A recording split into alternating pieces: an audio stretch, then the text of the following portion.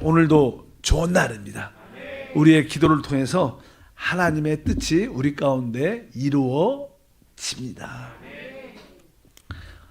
어제 저도 이제 교회는 뭐 오지 않고 집에서 그냥 새벽 예배를 이렇게 드리죠. 늘 드리는데 아주 김경수 목사님이 설교를 하셨죠. 여러분도 들으신 분도 있고 새벽 예배 나오신 분도 있지만 제목이 은혜 위에 은혜더라. 그래서 아주 은혜를 많이 받았어요. 근데 이 목사님이 그 시리즈인데 다 함께 있대요. 다 함께. 그러면서 하시는 말씀이 다음 주에 우리 특별히 우리 4월 달 우리 온 가족 온라인 기도회 때 말씀을 전하신다 그래서 일주일 더 남은 것 같아서 그러지 말고 오늘 연이어서 하라. 그래서 우리 오늘도 우리 은혜가 많아서 김경수 목사님 말씀을 전해주겠습니다. 환영합니다. 할렐루야. 주여, 아주 제가 죽을 것 같습니다. 왜냐하면 원래 일주일 후에 하려고 했던 거는 준비를 해야 하고 오늘 주여 어떡합니까? 주님, 죽을 것만큼 주님을 붙잡을 수밖에 없네요. 네, 주의 은혜가 필요합니다. 네, 어제 이제 범석 목사님의 개척의 과정을 가까이에 있는 교육자로서 지켜보면서 저분은 어쩌 저렇게 은혜가 많은가, 진짜 부럽다. 그리고 저 은혜를 나도 갖고 싶다. 이런 사모함이 있어서 이제 이범석 목사님께도 제가 물어봤고, 이범석 목사님은 왜 그렇게 은혜가 많은 것 같냐, 이해가 안 되는 은혜가 있는데, 그랬더니 범석 목사님이 두 가지 대답을 해주셨죠. 첫 번째는 나에게 요인이 있는 게 아니라 부모님의 기도 때문인 것 같다. 그리고 두 번째로는 내 안에 겉으로 표현하지 못했지만 주님 앞에 늘 가난한 마음이 있었다. 이 두 가지 대답을 듣고 또 담임 목사님께도 여쭤봤죠. 우리 담임 목사님이 기도만 하면 범석 목사님한테 잘해주라는 감동을 주신다. 그래서 그게 저한테 너무 은혜가 되고 사모하는 저에게 그 전번 달과 이번 달에 어떤 레마 같은 음성이었기 때문에 그걸 붙잡고 기도하면서 하나님이 구약의 한 사람, 은혜의 사람 이삭을 생각나게 하시면서 이삭의 은혜는 이삭한테 있는 게 아니라 부모님이었던 아브라함의 믿음의 승리가 이삭을 준비시켰다. 그래서 아멘. 제가 그걸 레마로 붙잡았고, 또 신약의 은혜의 사람 사도 바울은 모든 원 사도들에 비해서 예수님과 함께 있던 시간도 없었고 또 스데반을 죽인 살인자 출신이었기 때문에 모든 사도들보다 더 자기 마음은 비참하고 또 낮아진 마음밖에 없었지만, 하지만 그 낮아진 마음에 하나님은 성경 전체의 가장 중요한 복음을 계시하시는 은혜의 진리의 계시자로 세우셨다. 이것이 저한테 너무나 큰 은혜가 되어서 그걸 짧게 나눴습니다. 어제 근데 제가 성경을 이렇게 읽다가 보니까 은혜 위에, 따라해 보겠습니다. 은혜 위에 은혜. 주님의 충만한 데서 받으니 은혜 위에 은혜로라. 근데 그 말이 저한테 너무 은혜가 되었어요. 왜냐하면 은혜가 두 번 나오는데 이걸 다른 번역서에서 보면 은혜에 은혜를 더하신다라고 되어 있는 것도 있고 또 은혜 위에 은혜가 있다. 뭐 이런 여러 가지 다양한 표현이 있어요. 근데 저는 솔직히 그 원어로 되어 있는 학자는 제가 아니기 때문에 그 원어의 정확한 뜻까지는 저는 잘 모르겠지만 분명한 것은 은혜에 또 은혜가 더하여지고 은혜에 또 은혜가 있다는 것입니다. 그런데 어저께 말했던 은혜는 눈에 나타나는 은혜죠. 쉽게 말하면 형통의 은혜예요. 그래서 눈앞에 내가 노력한 것보다 하나님이 은혜를 더하여 주신 은혜가 실제로 우리 걸어다니는 시청각 교제로서 이범석 목사님이 우리 앞에 살아서 걸어다니잖아요. 그게 지금 여러분도 겪고 있고 우리도 보았고 또 이 세종교회 이제 설립 예배가 이번 주에 있어요. 근데 어떻게 그 개척교회 요즘에 얼마나 어려운 코로나 시대에 어저께 7가지 그냥 그 많은 은혜 경험하신 것 중에 제가 7가지만 뽑아서 말씀을 드렸지만, 어떻게 이 개척교회에 자기 발로 걸어오는 성도가 요즘 시대에, 그것도 페이스북 같은 그냥 홈페이지도 아니고 그 인스타그램을 하나 만들었는데 그걸 보고 누가 자기 발로 찾아가. 아니 은혜 중에 갑 아닙니까? 그리고 제가 어저께 설교하면서 이제 어제는 설교도 아니고 그냥 간증이죠. 제가 너무 옆에서 보니까 신기해서, 여러분도 그런 은혜가 체험되기를 원하시면 아멘? 그치. 그래서 담임 목사님이 실력도 중요한 게 아니고 뭣도 중요한 게 아니라 은혜가 갑이라 그래서 내가 맞아, 은혜가 갑이야, 은혜가 갑이야. 그러면서 은혜가 갑이야, 주여 은혜가 갑입니다. 막서 이제 가슴을 찢으면서 주님 앞에 회개도 하고 그 은혜를 사모하는 가난한 마음이 되어서, 그래 주여, 진짜 나도 내 자녀를 위해 믿음의 싸움을 해야지. 그래서 믿음에 바랄 수 없는 중에 상황은 거꾸로 가고 내 살아생전에 응답을 못 만난다. 아브라함처럼 살아생전에 응답을 못 만났지만, 바닷가의 모래알을 아브라함은 보고 죽질 않았지만, 그래도 응답을 못 만나도 죽어도 믿음에서 죽으면 이삭이 준비돼요. 그리고 내 부족함을 느끼면 느낄수록 인품이 훌륭한 게 신앙 안에서 그렇게 좋은 게 아니구나. 왜냐하면 자기 의가 주님과 나 사이의 생명을 가로막는, 나도 속고 남도 속는 장애가 될 수 있구나. 아, 그렇구나. 그래서 내가 인격이 좋은 것도 나쁜 것도 상관도 없고, 실력이 있고 없는 것도 상관이 없구나. 은혜가 갑이야. 은혜로 살아야 되는. 은혜로 살아서 내가, 저분이 어떻게 이렇게 은혜가 있지? 그것은 사람의 평가와 상관없는 하나님의 평가가 사람이 못 보는 것을 보시기 때문에 그것이 진짜 나로 하여금 회개하게 하는구나. 그런 이제 은혜가 있었어요. 근데 그거보다 오늘 이제 나누고 싶었던 건, 일주일 후에 나누고 싶었던 거는 설교 준비할 시간이 너무 필요했는데, 주여 왜 그러십니까? 지금 오늘 이걸 하면 또 일주일 후에 할 설교도 없는데 그거는 그때 가서 주님이 알아서 하시고.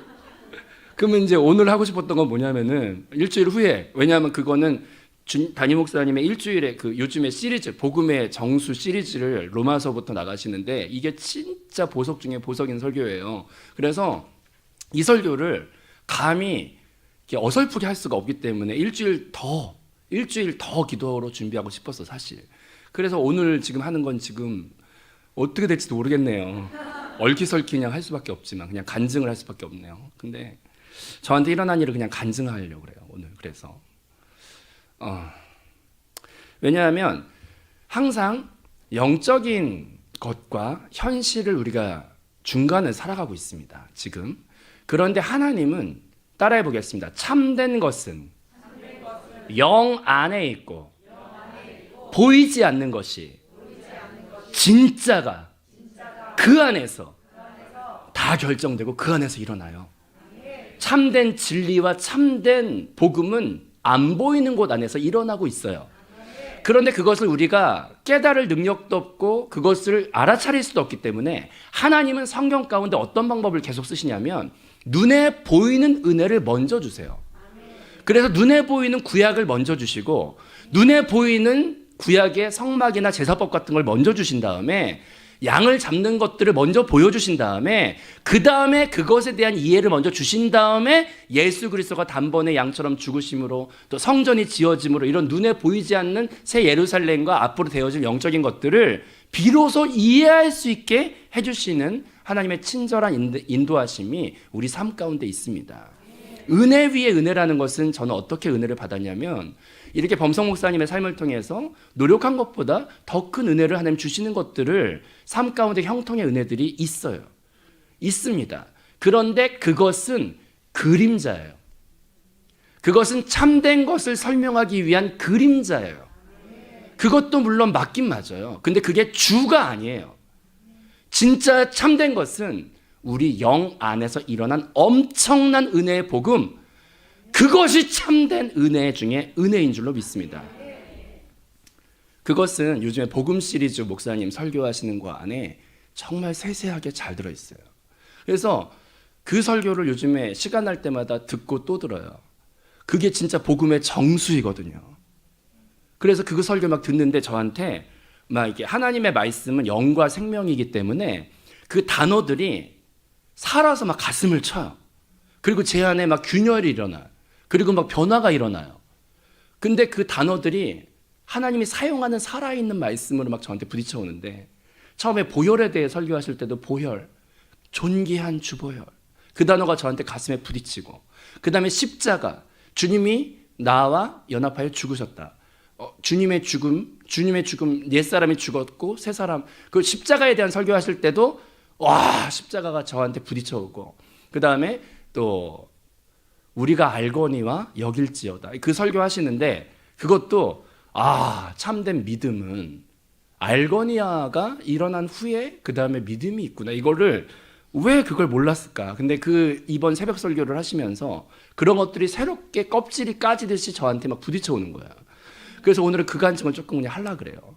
기왕 이렇게 된 거, 뭐 설교 준비도 못한 거, 아니 일주일을 시간을 있었어야지 내가 그거를 더 묵상을 하지. 근데 그것도 안 되니까 그냥 간증할 수밖에 없네요. 그냥 간증을 해야죠, 뭐.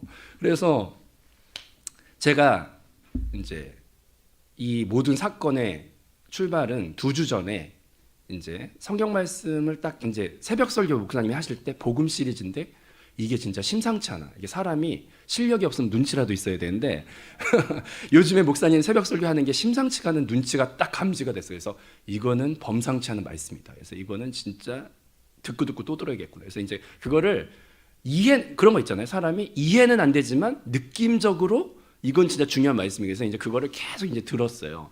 듣고 있던 중에 이제 그러니까 이번 주 말고 저번 주 주일날 이제 사회를 보려고 2부 사회 때 이제 묵도 말씀과 본문 말씀을 읽으려고 섰어요.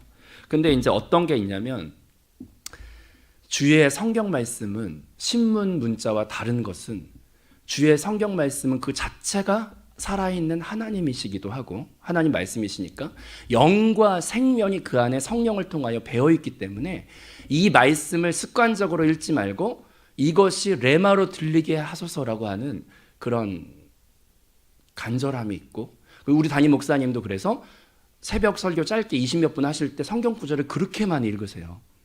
그 안에 역사가 있거든요. 주의 말씀은 신문사설이랑 달라요. 영과 생명이거든요. 그걸 먹을 때 하나님을 계속 공급받아요. 그래서 이제 사회 묵도를 읽을 때나 본문 말씀 읽을 때 사실은 그걸 읽기 전까지도 기도해요. 묵도 말씀 읽기 전까지도 기도해요. 하나님, 이 묵도 말씀이 한 구절이 하나님이 되게 하소서. 이 본문 말씀이 한 구절이 살아서 레마가 되게 하소서. 그런 걸 가지고 이제 기도를 하고 이제 마지막 읽기 전까지 기도를 하고 그다음에 읽어요. 근데 읽다가 갑자기 은혜를 끼치고 싶어서 기도를 했지만 사실은 가장 큰 은혜는 제가 받았어요. 왜냐하면 그렇게 주의 말씀은 영과 생명이니 그 말씀을 나타내소서 역사하소서 그런 이제 기도를 하고 본문 말씀이 있는데 갑자기 제가 모태신앙으로 목사님 아들로 자라면서 그렇게 많이 들었던 구절 영생이라는 단어가 얼마나 많이 들었겠습니까? 제가 그 단어를 모태신앙으로 유치원 때부터 태어날 때부터 영생이라는 말을 근데 이게 성경 읽다가 그냥 그 단어 가운데 영생이라는 구절이 있었어요. 근데 그 영생이 갑자기 저한테 우리가 알거니와 사건으로 저한테 체험된 거예요.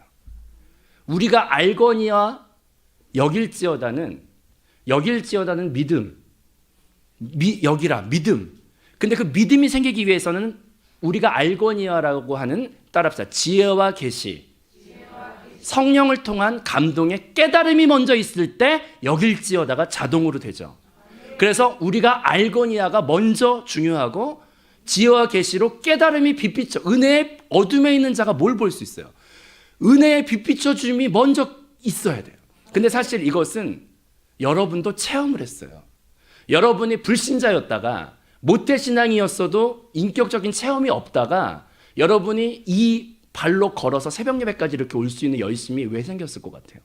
그건 내 노력으로 된 게 아니라 우리도 처음에 나에게 진짜 그리스도가 아니었던 분이 인격적으로 그리스도가 되는 은혜의 깨달음에 어떤 것이 있었기 때문에 여러분이 우리가 알거니아 사건을 경험했기 때문에 그래서 믿음으로 고백하고 이 자리에 와 있는 거예요. 그래서 우리가 알거니아라는 믿음은 내가 갖는 것이 아니라 우리가 알거니아라고 하는 지혜와 계시의 깨달음이 먼저 열릴 때 은혜로 열릴 때 그 빛을 볼 때 믿음이 생기죠. 어제 아브라함에 대한 믿음의 조상 바랄 수 없는 중에 바라는 믿음이 아브라함한테 왜 생겼는가? 자기 혼자 생긴 게 아니에요. 하나님이 그에게 나타나셔서 지혜와 계시로 이상을 보여주심으로 그것이 빈번하게 나타나면 나타날수록 믿음이 강해지는 것이죠. 우리에게 필요한 것은 우리가 알거니아 지혜와 계시의 깨달음이 은혜 가운데 찾아올 때 그것이 우리의 껍질을 깨고 우리의 알거니아를 고백할 수 있게 하죠.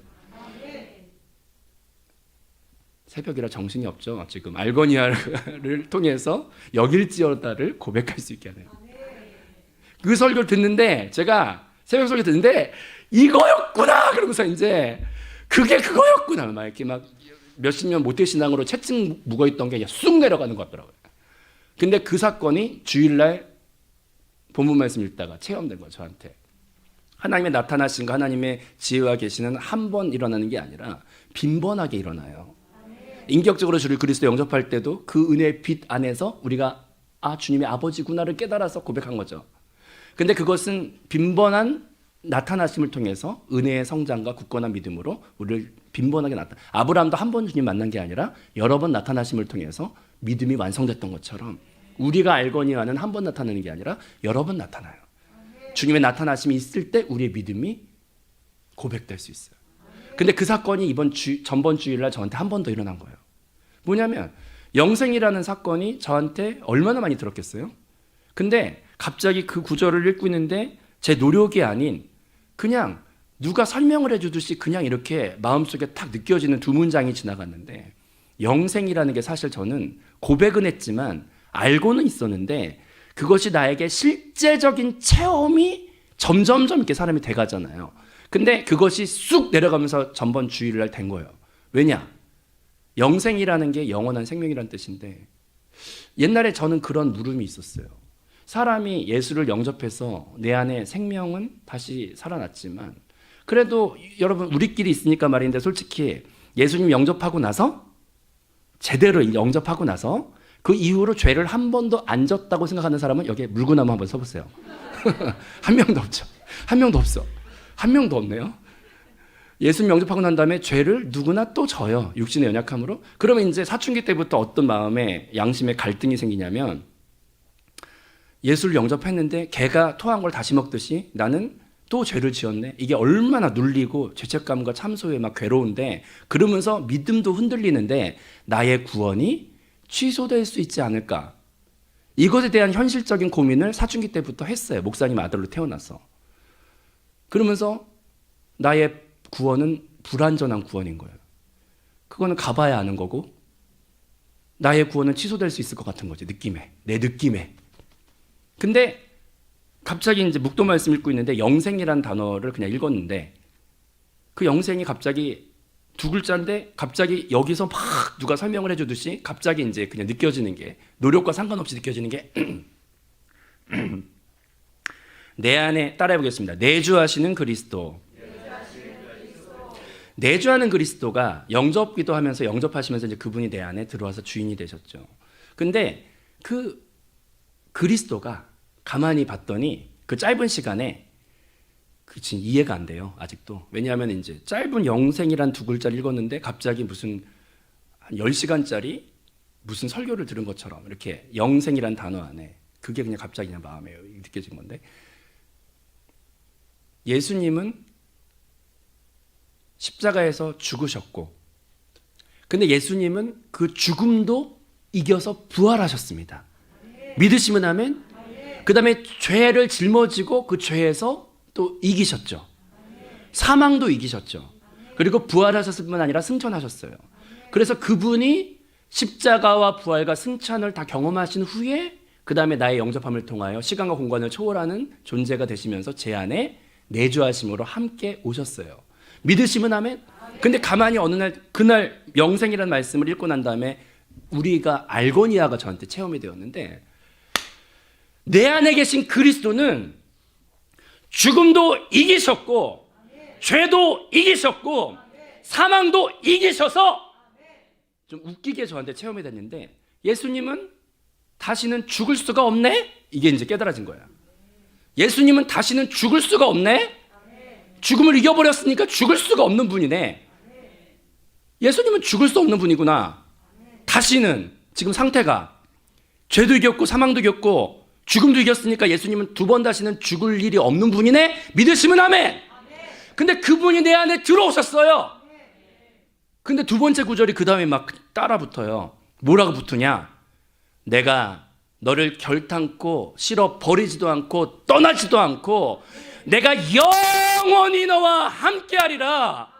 그 구절이 뒤에 따라 붙었는데 이 두 구절이 그 다음에 확 지나갔는데 그러면 지금 나의 주님을 영접한 상태는 어떤 상태가 되었냐면, 두 번 다시는 죽지도 않는 그리스도가 내 안에 오셨는데 그분이 두 번 다시는 떠나지도 않는 상태가 됐어요. 제가 영접 기도를 통해서. 그러면 나는 두 번 다시 죽지 않는 그리스도가 내 안에 영원히 계시는 상태가 되었어요. 그 말은 무엇이냐면 영생이에요. 죄는 무엇이냐면 주님과 분리됐다는 뜻이에요. 구원은 무엇이냐면 주님과 연합이 영원히 된 상태로 돌아가는 게 구원이죠. 영접 기도는 한 번 했을 뿐인데 주님이 그 인격적으로 영접하는 자에게 들어가셔서 영원토록 너와 함께하리라. 이게 나 때문에 그렇게 된 게 아니라 주님의 영원하심 때문에, 주님의 영원하심 때문에 주님은 내가 놓쳐도 나를 떠나지도 않는 그 약속을 신실하게 지키셔요. 그러면 그 영생은 무엇이냐면, 내가 죄를 지어도 주님이 죄에 질 것 같아요? 내 안에서? 내가 죽어도 내 안에 그리스도가 죽을 것 같아요? 안 죽죠. 내가 사망에 극심하게 눌려도 내 안에 그리스도가 그 사망에 영향 받을 것 같아요? 안 받죠. 나한테 요인이 있는 게 아니라 내 안에 영원한 죽지도 않는 생명이신 그리스도가 들어오셔서 떠나지도 않으시는데, 그러면 나의 상태는 주님과 뗄래야 뗄 수 없는 상태가 되었어요. 이걸 뭐라고 부르냐? 영생이라고 부르죠. 그게 묵도 말씀과 본문 말씀을 읽는데 갑자기 우리가 알거니와 사건이 저한테 왔어요. 그래서 이전부터 제가 영생이라는 단어 그렇게 많이 배웠는데 그 영생이 저한테 비로소 체화가 된 거죠. 우와, 내 안에 그리스도, 내주하는 그리스도가 얼마나 눈물 나는 복음인가가 이제 껍질이 한 개가 더 벗겨져서 그만큼 더 볼 수 있게 되었죠. 내주하는 그리스도가 내 안에 얼마나 존귀한가가 눈물로 고백하게 되었죠. 내가 죄 지는 것과 내가 사망에 눌려도, 신앙이 어떤 사람은 업이 될 때가 있고 다운이 될 때가 있지만 그것과 상관없이 그리스도는 영향을 받지 않아요. 떠나지도 않아요. 생명이 무엇입니까? 그리스도입니다. 영원한 생명이 무엇입니까? 영원히 함께하는 그리스도입니다. 영생은 내 행위와 상관없이 영접하는 자, 그 이름을 믿는 자에게 하나님의 자녀가 되는 권세를 주셨는데 그게 영생이죠. 주님은 영원히 죽지도 않는 그리스도가 되어 죄도 사망도 죽음도 다 이기는 그리스도가 되어 나를 떠나지도 않아요. 이스라엘의 인사법이 다 시청각이죠. 이렇게 우리 서양 사람, 한국 사람 이렇게 악수를 하지만 이스라엘은 다 팔뚝을 잡고 인사를 하는데 이게 사람이 연약해요. 주님과 내가 이렇게 영접기도 하면 이렇게 되죠. 근데 내가 이렇게 놓칠 수 있어. 이렇게 내가 연약해서 죄도 짓고 주님을 부인할 때 베드로처럼 주님을 부인할 수도 있죠. 이렇게 될 수 있어. 난 놓칠 수 있어. 근데 하나님이 의로운 오른손으로, 실수도 하지 않는 오른손으로 나를 꼭 붙잡고 있으니까 이 관계는 끊어지지가 않아. 평생. 이게 뭐예요? 죄는 주님과 분리된 것이고 영원한 생명은 주님과 영원히 함께 연합된 것이죠. 그것은 영생이에요. 그래서 나의 구원은 취소되지가 않는구나. 내가 부족해도 내 행위로 얻은 것도 아닌 그 구원은 내 행위로 취소되지도 않아요. 주의 은혜로 받은 그 구원은 주의 은혜로 끝까지 영원한 거예요. 그 영생이 우리가 알거니와 사건으로 저한테 체험이 되었어요. 성경 읽다가, 새벽 말씀 듣다가. 그래서 저는 그 다음에 믿어지는 게 그냥 믿어져요.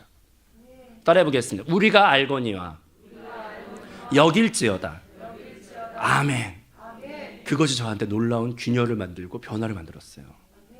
그리고 이제 두 번째 또 간증은 십자가 사건이 저한테 모태신앙으로 목사님 아들로 자라면서 얼마나 십자가 많이 들었는지, 아이고 십자가 또 나왔네 십자가. 그래서 이제 있어. 근데 그 십자가가 느낌상으로 어떤 게 있었냐면, 아니 예수님이 죽은 게 왜 내가 죽은 건가? 이거에 대해 아무한테도 말도 못하고 혼자만 갖고 있는 이제 부끄러운 질문이 하나 있었죠. 제가 아니 예수님 생각해 보세요. 그냥 2000년 전에 중동 지역에 한 30대 청년이 죽었어. 십자가에서 사형으로. 시간과 물리적인 공간으로 봤을 때 나랑 얼마나 멀리 떨어져 있는 사람이 얼마나 먼 시간에 그냥 한 청년이, 30대 청년이 죽은 거야.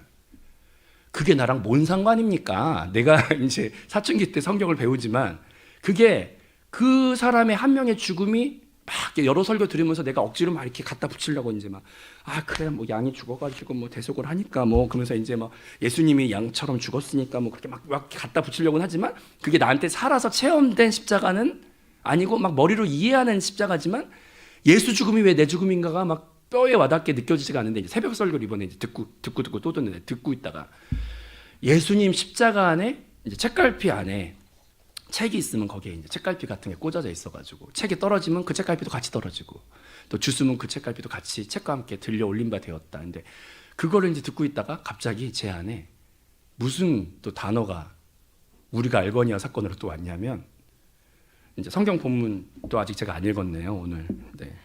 주여. 이거 본문을 한번 읽어보겠습니다. 다 같이 한번 읽어보겠습니다. 시작. 주와 합한 자는 한 영이니라. 아멘. 이 구절이 난데없이 생각이 난 거예요. 그러면서 그 중동 지역에 몇천 년 전에 죽었던 그 청년 하나가 죽은 게 나랑 뭔 상관인가 이랬다가 갑자기 주와 합한 자는 한 영이니라는데 우리 한석에서 그렇게 많이 들었던 10년 동안 들었던 말씀. 우리 저쪽에 한 영이 어머님이 앉아 계시네요. 한 영. 그 한 영. 근데 믿음의 사건은 영적인 사건인데 영 안에서 여러분이 영접함으로 여기 다 영접기도 하셨죠? 우리는 어디서부터 살다가 어디서 가는지 모르고 이제부터 내 안에 주인 되시고 영원토록 뭐 그 영접기도 다 하셨으면 아멘? 주님이 영접하는 자에게 들어가서 너는 내 안에 내가 너 안에 들어오셔서 영원토록 여러분과 함께 하시는 영생의 사건이 여러분에게 은혜로 선물로 주어졌습니다. 축하드려요. 여러분의 영생은 취소되지 않으니까 이 구원을 축하드립니다. 그런데 그 다음에 그 영생이 우리 안에 왔어요. 근데 이 죄의 문제나 나의 죄의 육체의 본성이나 여러 가지 이제 설명을 할 때 십자가 사건이 나한테 나의 사건이 돼 주관적인 나의 사건이 돼야 되는데 근데 그것이 전 솔직히 조금씩 막 됐지만 막 어떻게 막 그게 됐다고 생각할 수는 없는 것 같아요. 근데 이제 이 한영이라는 사건이 저한테 체험이 되면서 내 안에 계신 그리스도는 지금 나와 한영인 상태예요. 이해되시면 아멘? 그러면 이 한영됨 안에서만 풀려질 수 있는 비밀이 있는데 한영이라는 것을 시청각으로 성경에서 보여주는 게 이제 부부관계 같은 걸 설명을 해줄 수 있죠. 여자와 남자가 합하여 합할지니라 한 몸이 될지니라 한 몸이라고 표현할 수 있죠. 근데 이상한 게 있어요. 우리 아내분들이 이제 뭐 이렇게 인사철만 되면은 긴장을 하고 자기가 직장에 다니는 것도 아닌데 남편이 승진을 하면은 아내분들 어깨에 이렇게 힘이 들어가 이렇게 막 갑자기 막 자기 남편이 뭐 이사가 됐다 그러면 어떡해 남편이 피곤해지겠네 일이 많아져서 이사 됐대 그래서 이제 그 아내분들이 이렇게 막 자기가 한 것도 아니야 물리적으로 떨어져 있는 몸이고 그 자기 직장도 아니야 근데 이제 한 몸이 됐다는 것은 남편이 이사가 됐을 때 아내가 어깨가 올라가고 행동이 이상해지는 현상이 동일하게 아내한테 경험이 되네. 한 몸이 그런 거죠. 그래서 그리고 이제 한 몸이라는 게 제가 이제 옛날에 그 볼링 한참 이제 저는 강원도 촌사람이라 이제 강원도 화천 산골짜기에서 이제 막 얼음뗏목 타고 놀던 사람인데 근데 그 시골 동네에 볼링이 이제 막 어렸을 때 들어오면서 볼링공을 누가 하나 이렇게 주워다녔어 집에. 그래서 내가 텔레비에서 본 건 있어가지고 촌 사람이 촌티 안 내려고 한번 연습을 집에서 해보려고 볼링공을 들고 이렇게 하고 본 거 있어서 이렇게 했다가 겁나게 무거운 거예요. 그래가지고 놓쳐가지고 발등을 찍었네요. 그래가지고 그러면서 이제 볼링공이 발등을 찍었어요. 그래서 막 그런데 사방을 먼저 봤죠. 아무도 본 사람은 없어 다행히. 그래가지고 막 그러고 있는데 그 다음부터 이상하게 볼링공이 발등을 찍었는데 온몸이 다 눈알이 튀어나올 것 같고 막 이 몸의 이 지체의 한 경험을 온몸이 공유를 하고 같이 느껴요. 그리고 그 다음부터 볼링공은 눈이 보지도 않고 막 손이 떨어요. 볼링공을 보면은. 왜냐하면 몸에 한 몸이 됐다는 것은 한영이 됐다는 것은 그 하나의 경험이 공유를 하죠. 그냥 같은 거예요. 같은 거. 근데 이 물리적인 몸 안의 한계성에서 설명이 이 정도면 한영이 됐다는 것은 더 완벽한 한영인 건데 그것이 깨달아지면서 예수님이 죽으시고 예수님이 부활하시고 예수님이 승천하셔서 예수님이 옛날부터 성경 읽을 때 나는 이 땅에 있는데 무슨 보좌 위에 앉으신 그리스도가 뭐 그 안에 맨날 내가 이해 못하는 구절이 안에 예수 안에서 예수 안에 아니 어쩌라는 겁니까? 내가 누구한테 물어보지도 못하고 나 혼자 갖고 있는 게 아니 예수 안에서 죽었다. 아 그래 알겠어. 예수 안에서 보좌 위에 앉혔다. 난 여기 있는데 보좌에 어떻게 앉았다는 거냐? 내가 이제 속으로만 혼자 그러고 있었는데 갑자기 한영됨이라는 것이 갑자기 알고니아 사건으로 체험이 되면서 주의 십자가가 주님이 그걸 치루어 주셔서 한영됨으로 나는 누리는 자가 되었네. 이것이 얼마나 은혜인가. 그래서 이제 제가 시골 출신으로서 저의 요즘 공과 읽으면 특이함을 처리하라 해서 나의 특이함은 무엇인가? 촌스러움인 것 같아요. 근데 그걸 처리해야지. 그래서 제가 이제 준비 찬양 같은 거 할 때 될 수 있으면 옛날 노래를 안 불러야겠다. 왜냐하면 이게 나의 특이함이구나. 그래서 그걸 이제 제가 돌이키고 있어요. 근데 이제 엘리야 교구 사역을 할 때 엘리야 교구를 앉혀놓고 큰 길을 만드시는 주 이런 거를 이제 부르면 권사님들이 이렇게 쳐다보고 있어. 박자를 어디서 들어갈지 몰라. 권사님들 몰라. 그런데 이상하게 옛날에 제가 고려 쪽에 시골에서 들었던 찬양을 하잖아. 그러면 권사님들이 기본 자세가 이렇게 되면서 손도 열리고 마음도 열리고 영도 열려 그냥. 그래서 엘리야 권사님들 모아놓을 때는 그냥 시골에서 들었던 찬양을 이렇게 부르면은 그분들의 모든 영이 해방되는 거를 체험을 하고 있어요. 근데 제가 전번에 공과음 모임 할 때 옛날에 고려 쪽에 들었던 찬양을 한번 불러봤어. 이게 깨달음이 너무 감사해서 예수 죽음 내 죽음 예수 부활 내 부활 예수 승천 내 승천 예수 천국 내 천국 예수님 내 주여 내 중심에 계시네 주님 한 분만으로 만족하옵니다. 그때 이 권사님들이 아멘 막 그러면서 이제 너무 반가운 거야. 반가워. 그래서 저도 옛날에 그 고려 쪽에 들었던 찬양이 야 그게 진짜 누가 썼는지 몰라도 그분도 이런 체험을 했구나. 아, 그래서 이게 눈물이 나요. 사실 저는 이게 웃은 얘기가 아니라 이게 주님이 십자가를 골고다에서 치르시고 또 그걸 죄를 다 싸워 이기시고 또 부활하시고 승천하셔서 내 안에 한 영이 되심으로 그걸 내가 아무런 노력 없이 같이 누리는 자가 되었다는 게 오 주여 이 놀라운 은혜 예수 십자가 내 십자가 예수 부활 내 부활 예수 승천 내 승천 오 주여 이 감당할 수 없는 은혜 이것이 한영됨의 축복이 아닌가. 이름을 잘 지었네요. 네, 할렐루야. 목사님이 지어주셨대요. 네. 그리고 그 다음에 마지막으로 저한테 온 은혜는 보혈의 은혜였어요. 보혈이 그 새벽 설교를 계속 들어보니까 저한테 귀가 팍 뜨이는 세 가지 단어가 있었는데 첫 번째는 따라해 보겠습니다. 하나님의 의. 두 번째가 악한 양심. 그 다음 세 번째가 사탄의 참소. 이 세 가지 단어가 저한테 크게 들렸어요. 우리가 영생을 체험하고 예수 십자가, 예수 부활, 예수 승천까지 전부 다 공유가 된 사람이 되었어요. 우와, 주의 은혜로 내 노력 없이. 그런데 반복해서 우리 삶 가운데 죄는 또 지어요. 근데 그것이 내 느낌과 나의 신앙을 깔아앉게 만드는 사탄의 속임수예요. 계속 나 자신을 바라보게 만드는 사탄의 속임수. 그럴 때 우리에게 필요한 건 보혈의 고백. 보혈로 날마다 씻어야죠. 보혈로 씻어야지. 근데 거기서 정말 저가 좋았던 게 보혈을 구약에서 뿌릴 때 사람들 다 보는 데서 뿌리는 게 아니라 따라봐 지성소에 법궤에 뚜껑 그게 이제 속죄소라고도 하고 시은좌라고도 하는 그 법궤의 뚜껑에 제사장이 혼자 들어가서 거기에 피를 많이 뿌려요. 그러면 그거는 백성들 보고 보라고 뿌린 피가 아니라 따라합시다. 하나님만 보시는 피. 이게 저한테 얼마나 자유를 주었는지. 아, 하나님의 의가 만족되는구나. 이게 진짜 막 들렸어요. 그리고 양의 피를 출애굽할 때 문설주에 발라라. 근데 문설주가 바깥에 있는 문설주인데 근데 이제 그게 목사님이 설교할 때 정말 큰 은혜가 된 거예요.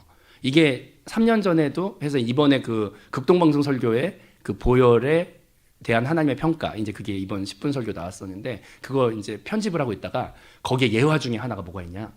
출애굽하던 날, 그 전날과 그날 아마도 그거 바르다가 그 많은 이스라엘 백성 중에 바르다가 부부싸움 한 가정도 혹시나 있었을 거다. 목사님이 그랬어요. 그래서 근데 부부싸움을 하다가 그걸 발랐던 가정도 있겠죠? 그러면은 주의 천군 천사가 바깥에서 지나가다가 부부싸움 하는 걸 볼까요? 보혈을 볼까요? 보혈을 보죠.